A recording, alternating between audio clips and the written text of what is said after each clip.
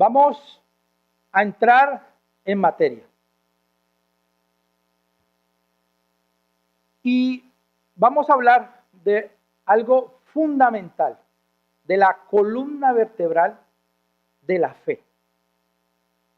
Es algo que nosotros pudiéramos estar replicando siempre en nuestra vida y debiera de ser una réplica constante, diaria en nuestro corazón, para nosotros poder llevar una vida del Evangelio conforme a lo que nuestro Señor Jesucristo quiere que vivamos.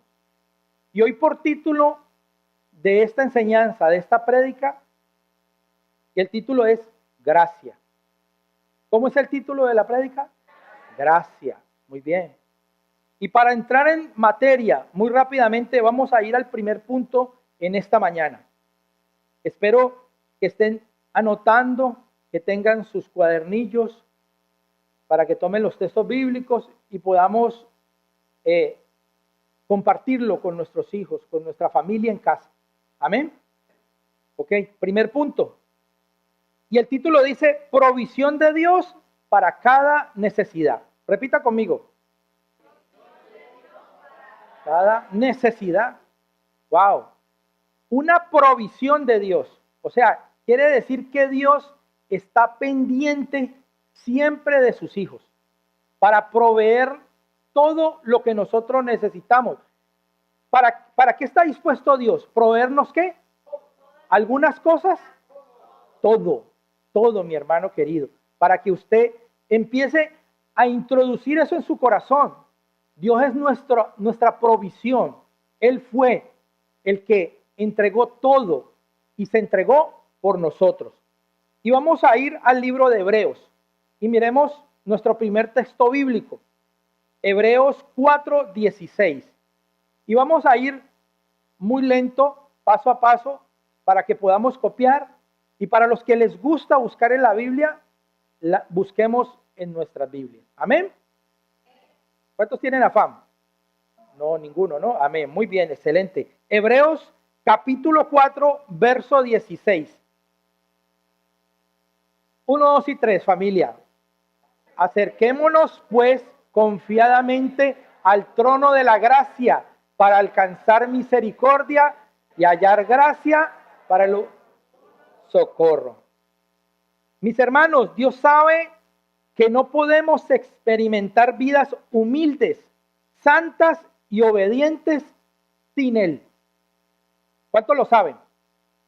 Dios lo sabe también. Nosotros no podemos hacer nada por nuestra propia cuenta si no es acompañado del Espíritu Santo que nos va transformando poco a poco para llevar ese tipo de vida, para que nos da esas vidas humildes, santas y obedientes. Amén. El poner a disposición de sus hijos un recurso increíble para que podamos llevar una vida piadosa, esta provisión asombrosa y extravagante se llama gracia. ¿Cómo se llama? Gracia. Muy bien. Vamos al Evangelio de Juan y vamos a buscar el primer capítulo y vamos al verso 14 al 18. Yo les digo hasta dónde paramos y seguimos. ¿Ok? Entonces, Juan capítulo 1, verso 14 al 18. Pero permítame, yo le leo el verso número 1 para que usted escuche. Dice así, la palabra del Señor. En el principio era el verbo, y el verbo era con Dios, y el verbo era Dios. Yo se lo quiero repetir. En el principio era el verbo, y el verbo era con Dios, y el verbo era Dios. Vamos al verso 14. 1, 2 y 3. Y aquel verbo fue hecho carne y habitó entre nosotros, y vimos su gloria como la del unigénito del Padre, lleno de gracia y verdad. Juan dio testimonio de él y clamó diciendo: este es aquel en quien yo decía, y que viene después de mí, es antes de mí, porque era primero que yo. Porque de su plenitud tomamos todas y gracia sobre gracia. Paremos allí. ¿Qué significa gracia sobre gracia? Significa que Dios constantemente concede los beneficios de su presencia y su poder a aquellos que han respondido a su gracia y han aceptado el perdón y el liderazgo de Cristo. Amén. Sigamos adelante. Verso 17. Pues la ley por medio de Moisés fue dada, pero la gracia y la verdad vinieron por medio de Jesucristo. Dejémoslo allí.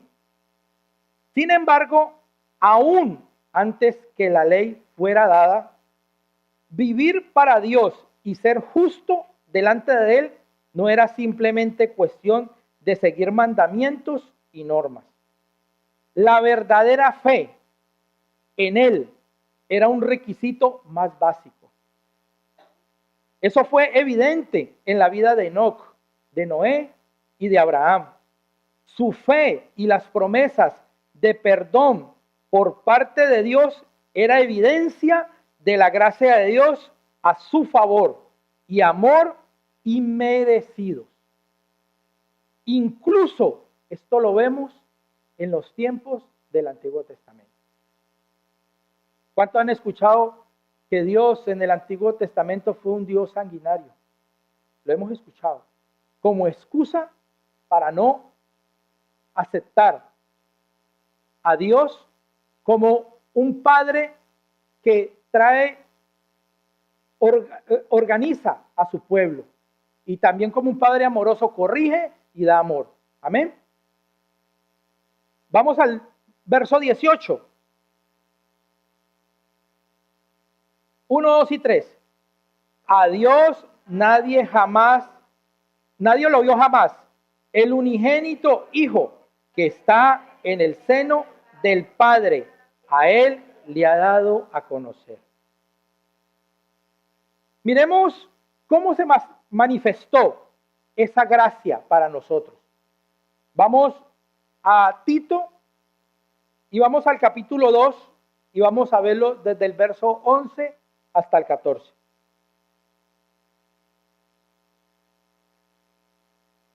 Tito 2, del 11 al 14.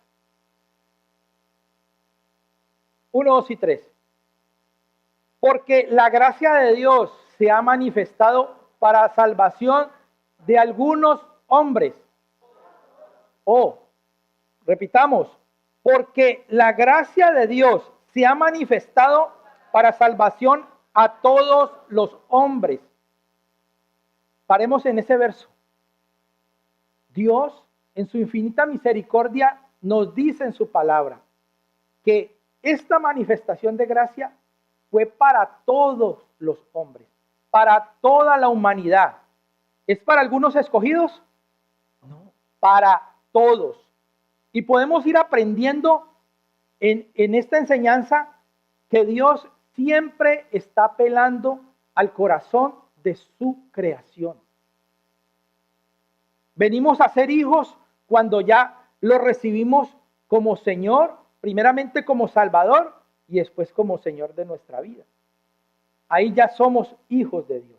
Pero cuando nosotros estamos del otro lado, somos creación de Él. Amén. Sigamos adelante. Enseñándonos que renunciando a la impiedad y a los deseos mundanos, vivamos en este siglo sobria, justa y piadosamente, aguardando la esperanza bienaventurada y la manifestación gloriosa de nuestro gran Dios y Salvador Jesucristo. Paremos ahí. ¿Cuál es esa manifestación gloriosa que esperamos? El regreso por su iglesia. Amén. ¿Cuántos anhelan esa manifestación gloriosa? Amén. Gloria a Dios. Sigamos adelante. 1, 2 y 3.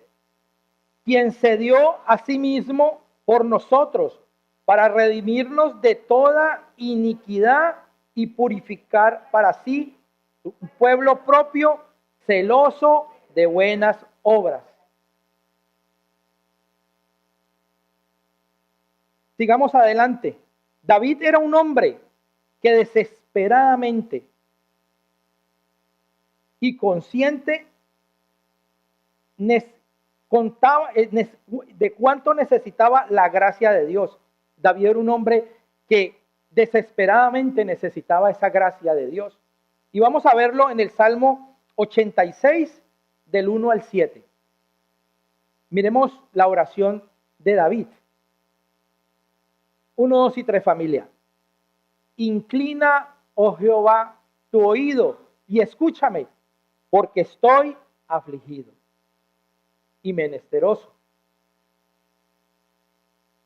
Guarda mi alma, porque estoy piadoso.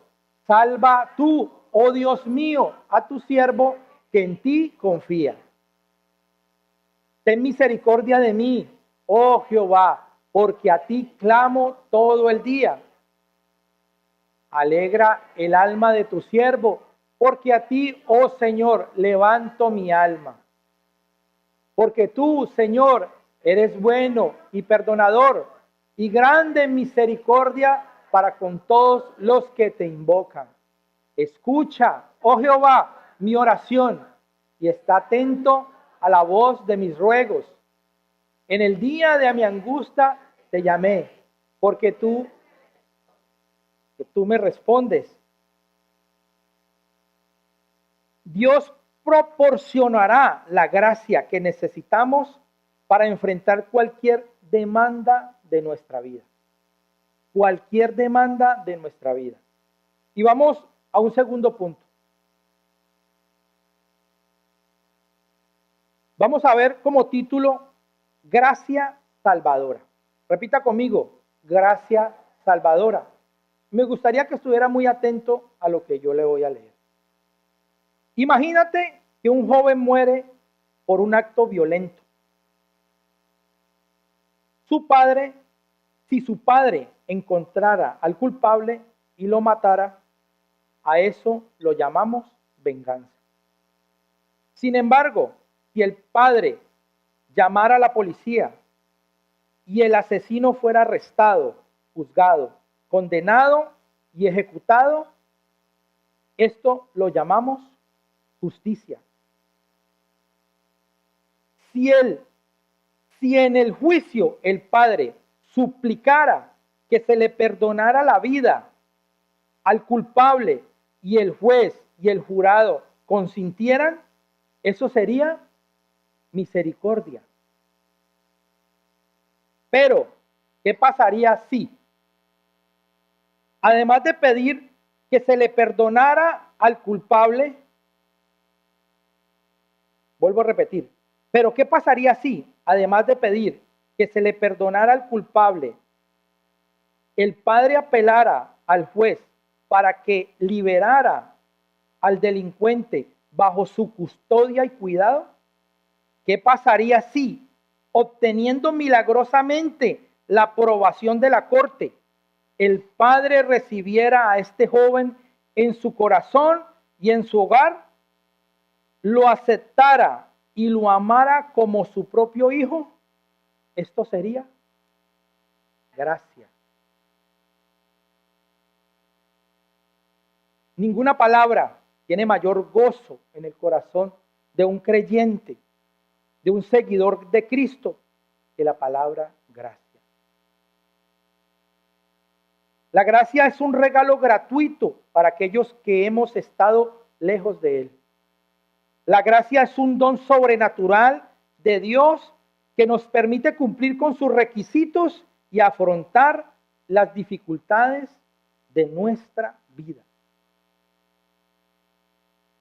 Veamos por qué necesitamos la gracia.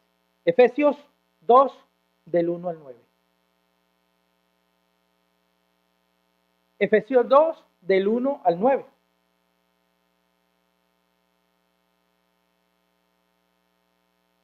1, 2 y 3 familia.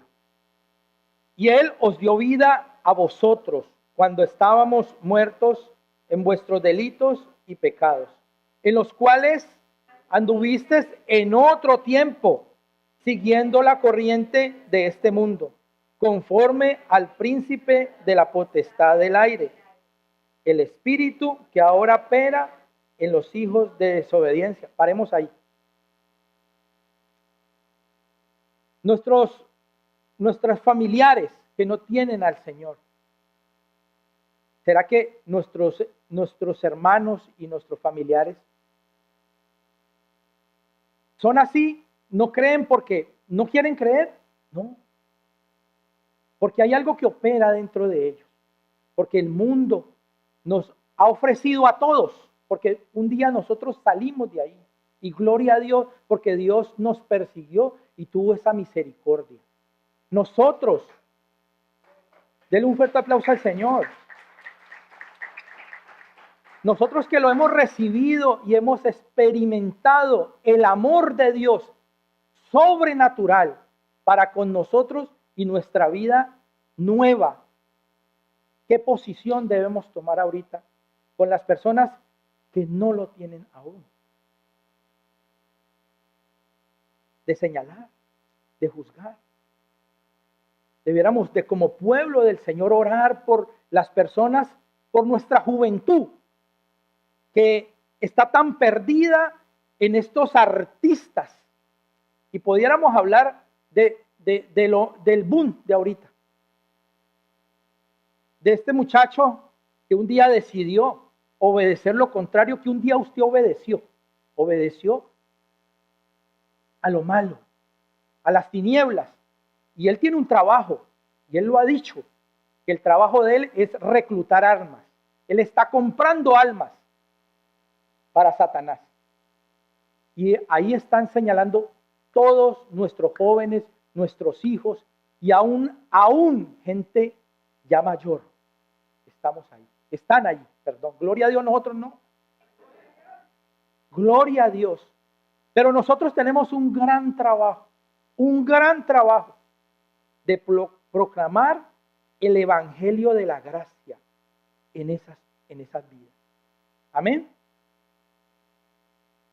El Señor nos dijo que las puertas del Hades no prevalecerían sobre la iglesia. Amén. ¿Qué significa eso? Él tiene poder, pero Dios, nuestro Señor Jesucristo, puede romper cualquier atadura demoníaca que tenga una persona para entregar y venir a los pies de Cristo. ¿Cuántos lo creen? Amén. Sigamos adelante. ¿En qué verso quedamos?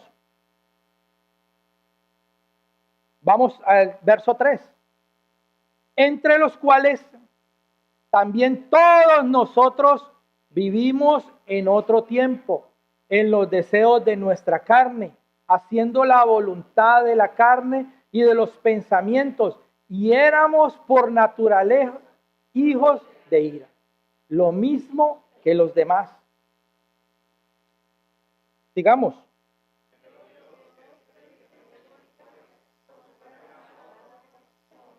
Repitamos ese texto bíblico.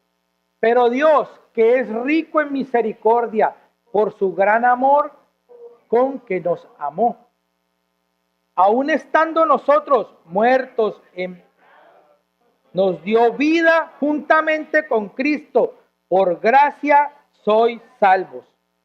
Y juntamente con Él nos resucitó y asimismo nos hizo sentar en los lugares celestiales con Cristo Jesús, para mostrar en los siglos venideros la abundancia, riquezas de su gracia en su bondad para con nosotros en Cristo Jesús. Porque por gracia sois salvos por medio de la fe, y esto no de vosotros, pues es don de Dios, no por obras para que nadie se gloríe. Y aquí viene una pregunta que me la han formulado, un día me la formularon.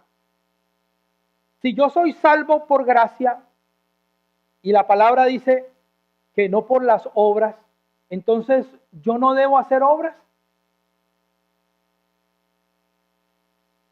Indiscutiblemente, una vida, un corazón que ha nacido de nuevo y ha recibido el perdón del Señor y ha recibido al Espíritu Santo en su vida, esa vida va a ser una nueva vida.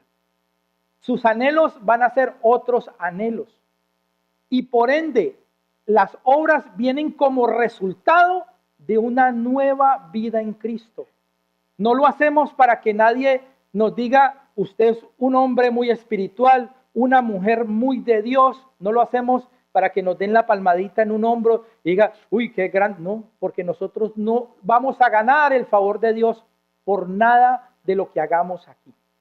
Solo lo hacemos porque de nuestro interior corren ríos de agua viva. Espero que nosotros, todos los cristianos, en nuestro interior corra eso. Y empecemos a experimentar el ayudar a otras personas. Cuando nosotros recibimos la palabra del Señor, su perdón, su amor, su misericordia, es por gracia. La Biblia dice que demos lo que recibimos por gracia, démoslo por gracia también. Amén. Pero no ponemos, mire este texto bíblico, Hebreos 12:2. Y algunas veces nuestra fe se cimenta en hombres, en personas, en líderes, en gente que procesa de tener una comunión con Dios.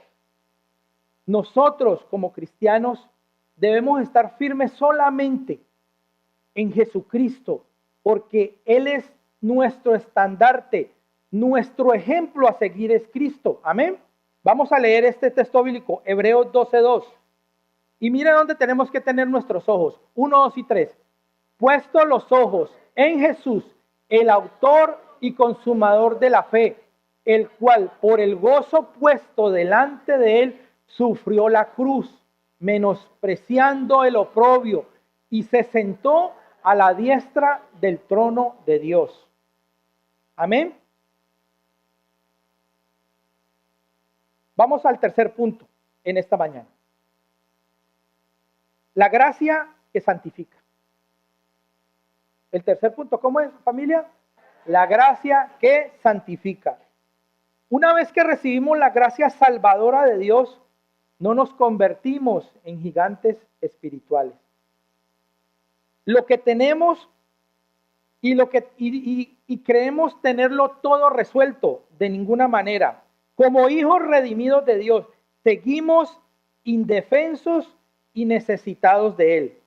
Necesitamos la gracia de Dios en cada momento y en cada día de nuestra vida, para santificarnos y conformarnos a la imagen de Cristo. ¿Qué significa conformarnos a la imagen de Cristo? Esto es el proceso continuo de la santificación, donde el creyente es transformado interiormente por el Espíritu Santo para pensar, para actuar, para amar y vivir como Jesús. Vamos a este texto bíblico. Juan 17:17. 1, 2 y 3. Santifícalos en tu verdad. Tu palabra es verdad. Cada vez que tenemos la oportunidad, y el Señor nos lo puso en el corazón, me lo ha puesto en el corazón, nuestra iglesia está muy pendiente de su crecimiento espiritual. Y en el corazón de Dios nació la escuela ministerial en esta iglesia. Una escuela que es totalmente gratuita para las personas que quieren empezar ese proceso de santificación en su vida, para escudriñar la verdad de Dios, la palabra de verdad. Abrimos nuestra Biblia y empezamos a descubrir lo maravilloso que Dios es. No nos quedamos con un simple retiro espiritual, que es un gran comienzo para nosotros comenzar, como dice el dicho, valga la redundancia, en amar a Dios. Pero ¿qué pasa? Que allí en esa escuela ministerial se le enseña al estudiante a aprender a abrir la Biblia y a ponerla en práctica en su vida. ¿Cuántos necesitamos de nuestra escuela ministerial? Yo fui una vez, me gradué, pero aún así no fue suficiente. El Señor me permitió volver otra vez a repetir la escuela ministerial, pero no como un estudiante, sino como un maestro. Porque nosotros, los que servimos allí, somos reedificados, somos alimentados otra vez de nuevo, somos fortalecidos en la palabra del Señor. Que nos cuesta, sí. El evangelio no es fácil. Y el que le presente el evangelio como fácil, no es verdad. El evangelio es para valientes. Y yo veo que aquí hay muchos valientes. Y hay muchos valientes en Colombia. Amén. ¿Cuántos le dan un fuerte aplauso al Señor? ¿Cuántos van a salir de aquí que no han empezado su escuela ministerial a edificar, a empezar en un proceso de santificación de su vida? Solamente lo hacemos por eso. Porque miren lo que dice Hebreos en el capítulo 4, verso 12. 1, 2 y 3. Porque la palabra de Dios es viva y eficaz y más cortante que toda espada de dos filos y penetra hasta partir el alma, el espíritu y las coyunturas, los tuétanos, y discierne los pensamientos y las intenciones del corazón. ¿Hay algo que pueda hacer que su vida tenga una transformación? Lo hace el Espíritu Santo a través de la palabra del Señor. No hay otra forma.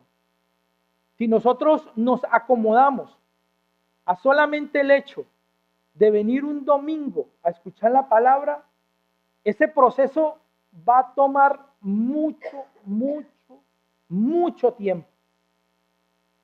Y no vamos a poder vencer todo lo que nos impide acercarnos cada vez más a Dios. Porque a través de su palabra nosotros empezamos a ser limpios. A través de su palabra el Señor empieza a traer libertad. Porque nos aprendemos a enamorar más de Dios cuando la estudiamos. Y el amor a Jesús terminará en expulsar todo el pecado que está dentro de nosotros. Amén. Pero el Señor fue maravilloso. Y me gustaría contarles cómo era el proceso cuando los israelitas ofrecían el sacrificio, que cada año el sacerdote se preparaba. Y esa fiesta actualmente todavía se llama el Yom Kippur. El sacerdote se preparaba una semana antes, no tocando nada inmundo, cosas que la ley había colocado como inmundo, muchas cosas. Faltándole un día, él se apartaba para el Señor y oraba y leía la escritura toda la noche. Al otro día se levantaba, se bañaba y se colocaba su vestidura blanca y entraba al lugar santísimo, donde nadie podía entrar sino solamente el sacerdote. Y ofrecía un sacrificio por sus pecados primero. Después volvía a salir, se volvía a bañar, se cambiaba los vestidos y volvía a hacer y volvía a presentar otro sacrificio por el perdón de los pecados de los otros sacerdotes. Volvía y salía, se bañaba, se cambiaba otra vez sus vestiduras y presentaba otro sacrificio por perdón de todo el pueblo. Eso lo hacía cada vez al año. Pero vamos a este texto de Hebreos, capítulo 10, verso 14. Mire lo maravilloso que hizo nuestro Señor por usted y por mí. 1, 2 y 3. Porque con una sola ofrenda hizo perfecto para siempre a los santificados. Yo le daría un fuerte aplauso al Señor. yo le daría un fuerte aplauso al Señor. Porque usted y yo podemos entrar a ese lugar santísimo ya todos los días, a la hora que usted quiera, y tenemos ese acceso al Padre, ya no con tantos rituales, porque el Señor vino a hacer esa obra maravillosa. El Evangelio de la gracia de Dios. Repítalo conmigo. El Evangelio de la gracia de Dios. Pero hay muchas personas que se hacen esta pregunta. Entonces la gracia, como perdona multitud de pecados, nos da licencia para seguir en ellos. Pues yo por gracia, el Señor siempre que yo llegue me perdona. Pero a la verdad es una sola. Que si nosotros hemos recibido a Cristo como Señor y Salvador de nuestra vida, nosotros no queremos volver a practicar lo que el Señor aborrece. Y por ende, en nuestro corazón ya no está el pecar, que sí somos pecadores y vamos a fallar, nos vamos a tropezar. Y ahí está el trono de la gracia para volver nosotros arrepentidos de corazón, no con una intención de seguir haciéndolo paulatinamente, entendiendo, el Señor me perdona, y peco con intención de volver a pedir perdón. De ninguna manera. Una vez me dice un muchacho, me dice, yo conocí del Evangelio, pero cuando me di cuenta que el Señor siempre me perdona, pues yo siempre le pido perdón después. Y para mí se volvió algo práctico porque lo cogí del ladrón en la cruz. Él se arrepintió al último momento y el Señor tuvo misericordia y lo salvó. Entonces yo puedo apelar a eso también. Y yo le decía, algunas veces, mi hijo, no hay tiempos de pedir perdón. ¿Qué va a pasar de tu alma, siendo un conocedor, si tú mueres sin Cristo, sin haberte arrepentido de corazón de lo malo que hacemos? Y no tuvo ningún otro argumento más. Porque es que no estaba contradiciendo conmigo, estaba contradiciendo era con la palabra de Dios. Y no volvió. Era un cliente mío y no volvió.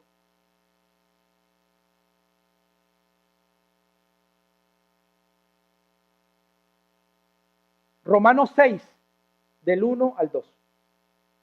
Y miremos a ver qué nos dice la Escritura de este comportamiento que hay personas que han sacado de una verdad, han sacado cosas incorrectas y las han predicado. Y hay gente que le ha gustado este tipo de cosas y se han inclinado hacia ella. Dios es amor, Dios lo perdona todo, entonces yo puedo seguir haciendo lo que yo quiera, porque Dios me dio un libre albedrío para tomar mis decisiones. Miremos qué dice el Señor, Romanos 6, del 1 al 2.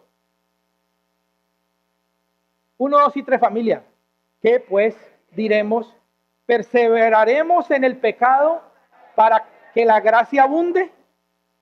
De ninguna manera, porque los que hemos muerto al pecado, ¿cómo viviremos aún en él? Amén. Y vamos a un cuarto punto. La gracia que sufre. ¿Cuánto estamos aprendiendo de la gracia? Amén. Muy bien. La gracia que sufre. No me gustó ya. Aquí ya. Me venía gustando, pero hasta aquí llegamos. Que sufre. No nos gusta sufrir. ¿A quién le gusta sufrir? A nadie. La gracia de Dios nos permite soportar el dolor más profundo. Como dijo la famosa Elizabeth Elliot, ¿cómo me salió bien, no? Elliot. El sufrimiento es tener lo que no quieres y querer lo que no tienes. Lo voy a volver a repetir. No la persona esa. No. El sufrimiento es tener lo que no quieres y querer lo que no tienes.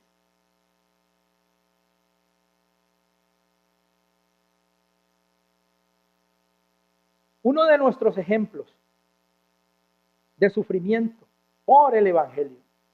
Es nuestro amado hermano Pablo. Uno de ellos, ¿no? Uno de ellos, porque hay muchos, muchos.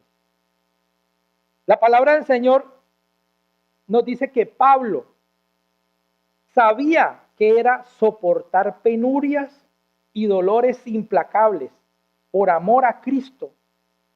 Sufrió el rechazo y la persecución que habían llevado a muchos a rendirse.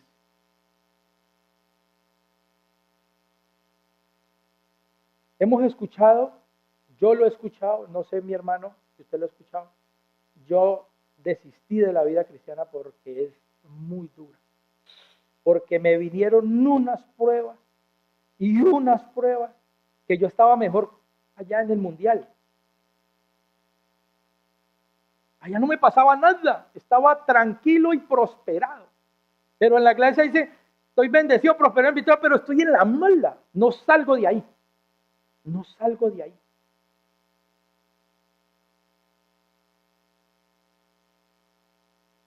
Vamos a ver qué nos dice el apóstol Pablo en 2 Corintios capítulo 11, en el verso 24 y 28. Y vamos a ver qué pasó nuestro hermano Pablo, para mirar a ver si de pronto en las cosas de nosotros, que situaciones se vuelven piedra de tropiezo, algunas veces para decir, no, Dios no está con nosotros.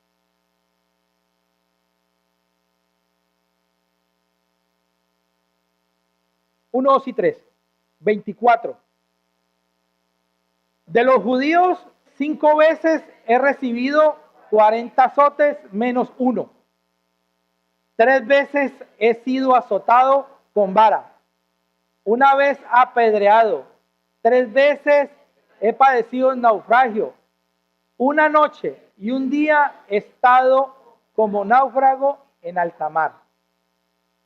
En caminos muchas veces, en peligro de ríos, en peligro de ladrones, peligro de los de mi nación, peligro de los gentiles, peligros en la ciudad, peligros en el desierto, peligros en el mar, peligros entre falsos hermanos, en trabajo y en fatiga, en muchos desvelos, en hambre y sed, en muchos ayunos, en frío y en desnudez. Y además otras cosas, ahí como que se le acabó la tinta, porque dijo, además otras cosas, no iba a escribir más. Lo que sobre mí se agolpa cada día, sus problemas personales, la preocupación por todas las iglesias. ¡Wow! ¡Qué vida de nuestro hermano Pablo! ¿Qué pudiéramos decir de las pruebas que a nosotros nos acontecen viendo esta radiografía de nuestro hermano Pablo? No hemos sobrevenido nada. Porque a la verdad, mis hermanos, hay cristianos actualmente en Siria, en países del Medio Oriente, en África, donde nuestros hermanos están siendo exterminados. ¡Qué dolor! Yo leo eso y se me parte el corazón. Yo cojo llorón y eso me hace llorar más. Me contrista el corazón de que nosotros aquí, fuera de la persecución migratoria, a nosotros nadie nos está persiguiendo por nuestra fe. Nadie te está diciendo niega a Cristo porque si no te vamos a crucificar. ¿Sabe qué hacen en el Medio Oriente? Degollan a las personas. Y a las que no degollan, las queman vivas. Como pasó con los primeros pioneros, donde la iglesia empezó a fluir del equívoco que tenía Roma. ¿Cómo olvidar a Juan Hus? ¿Han escuchado de Juan Hus? Un hombre que el Señor, el Espíritu Santo, lo dotó con la capacidad de leer la Biblia, de escudriñar la palabra y darse cuenta que todas estas personas estaban vendiendo indulgencias, donde habían colocado la palabra del Señor en un idioma, donde la habían dejado en solo un idioma, donde el 2% de toda la población eran los que podían leerla y eran ellos. Y ellos podían manipular, y ellos podían inventar cosas, meterle y añadirle y extraerle, donde este hombre se levantó por el poder del Espíritu Santo y empezó a hablar la verdad. Lo trajeron a un concilio y a este hombre le ofrecieron que cambiara su discurso. Le ofrecieron que al frente de todos dijera que él se había equivocado. Y él dijo, de ninguna manera, yo voy a hablar lo que el Señor dice en su santa palabra, y por eso fue causa de que lo destituyeran y que lo quemaran vivo en una hoguera.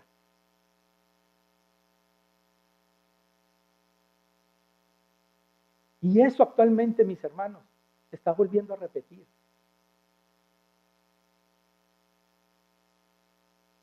¿Tenemos en cuenta eso? Cuando nos acostamos en nuestras camas cómodas, con calefacción, donde decimos, ay, está haciendo mucho frío, subámosle a la calefacción. Esas personas allá no tienen ese beneficio. Qué privilegiados somos nosotros, que podemos cargar esta Biblia libremente aquí y podemos venir aquí a la iglesia. Y nadie nos está esperando afuera para matarnos o meternos presos por la fe que procesamos, por la verdad que un día llegó a nuestra vida. ¿Usted es consciente de eso, mi hermano? ¿Cuánto alejado estamos de la realidad de otras partes?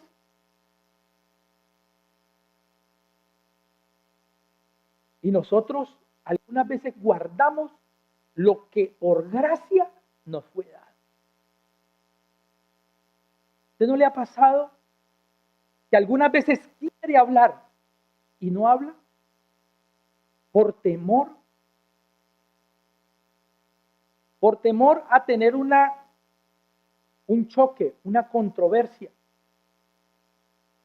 por querer, entre comillas, decir, no, yo lo voy a hacer para llevar la fiesta en paz? Pero a veces Dios no quiere eso. Me pasó a mí. Yo evitando una conversación con una persona y evitándolo. Cada vez que trataba de hablarme, lo evitaba. En mi corazón estaba no discutir con él. Pero Dios quería otra cosa. Y llegó el momento donde me acorralaron como en una esquina. No físicamente, ¿no? Pero no tuve otra alternativa de hablar de la verdad absoluta, que es la palabra de Dios. Y a través de ella vino algo fluyó en esa persona. Y no fue nada bueno. Cambió su semblante y empezó a expresarse mal. Yo le dije, la palabra del Señor es clara. Dios tiene un orden para todo. No podemos adornar lo que está en el mundo y lo que está acá. Y empecé a exponerle la verdad del Señor. Hasta ahí llegó. Nunca más lo volví a ver. Yo no quería. Felipe, no quería. Porque yo sabía en qué iba a terminar. Pero el Señor me puso y decía, esta verdad, yo no puedo resistir cuando están denigrando de mi Dios, del que me sacó de las tinieblas a una luz admirable en lo que yo vivo. Yo no soy perfecto y ustedes tampoco lo son, pero yo sé, mis hermanos, que hemos experimentado la libertad a través de de Jesucristo, y lo recibimos como Salvador primeramente y después como Señor de nuestra vida. Sigamos adelante.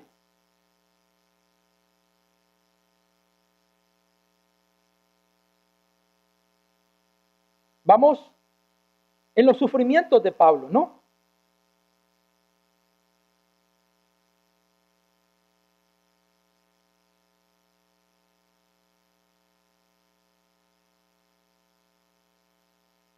Segunda de Corintios 11, muy bien. 11:28. ¿Ya leímos el 27? Ah, sí, ya terminamos todo. Vamos a otro texto bíblico.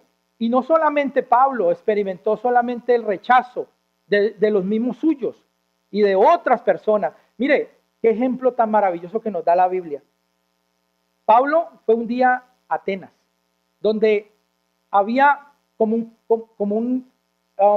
se puede decir, aeródromo, algo así, se llama, donde están todos los dioses griegos. Y en un lado de esos había como un pedestal donde decía una inscripción para el Dios invisible. Ahí estaba. Llegó Pablo allí a predicar. ¿Usted se imagina? No, yo estoy aquí. Yo no voy a ir porque yo ya sé que voy a contender con ellos. Él no se puso a pensar en eso. Él no se puso a pensar, ay, que yo voy a hacer amigos o voy a tener muchas enemistades aquí o de pronto me van a sacar apedreado. Él no se puso a pensar en eso. Él se fue para allá y se paró con autoridad del Espíritu Santo y proclamó la verdad de Cristo. ¿Cuántas personas llegaron y recibieron el Evangelio a través de esa valentía que tenía ese hombre para predicar? Podemos formularnos muchas preguntas. ¿Somos valientes para predicar de Cristo? Aun cuando nos digan, no, este es fanático, no, chao. Sí. Segunda de Corintios 12, 8 y 9. Mire que solamente no le pasó cosas con sus hermanos. Hasta mismo Pablo tenía una aflicción en su cuerpo. Mire lo que dice la palabra del Señor. Verso 8. Respecto a lo cual 3 veces he rogado al Señor que lo quite de mí. Él tenía algo en su cuerpo. Él tenía algo que lo afectaba, que le daba sufrimiento. Y él le rogó 3 veces al Señor para que se lo quitara. Y mire la respuesta. Verso 9. Bástate mi gracia, porque mi poder se perfecciona en la debilidad. Por tanto, me gloriaré más bien en mis debilidades para que repose sobre mí el poder de Cristo.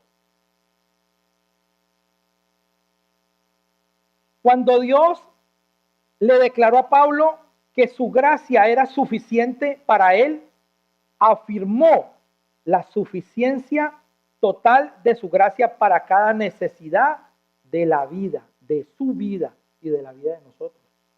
La gracia de Dios fue suficiente para el dolor más grande de Pablo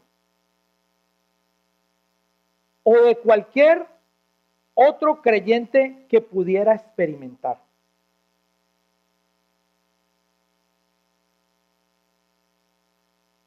Cuando estás en el horno, tu padre mantiene los ojos en el reloj y su mano en el termostato. Él no va a permitir que nada te acontezca, que nada te dañe, porque Dios tiene el control de todas las situaciones de tu vida. Él no te va a poner algo que tú no puedas soportar. Eso dice la Biblia. Eso dice la Biblia. Y hemos hablado del Evangelio de la gracia de Dios. Pero para ir terminando, mis hermanos, me gustaría que todos nosotros nos formuláramos unas preguntas. ¿Cuán comprometidos estamos en el Evangelio de la gracia de Dios? ¿Cuán comprometidos estamos en eso maravilloso que el Señor le ha regalado a usted? ¿Cuál es el mensaje que el mundo necesita hoy? ¿Cuál es el mensaje que este mundo necesita el día de hoy?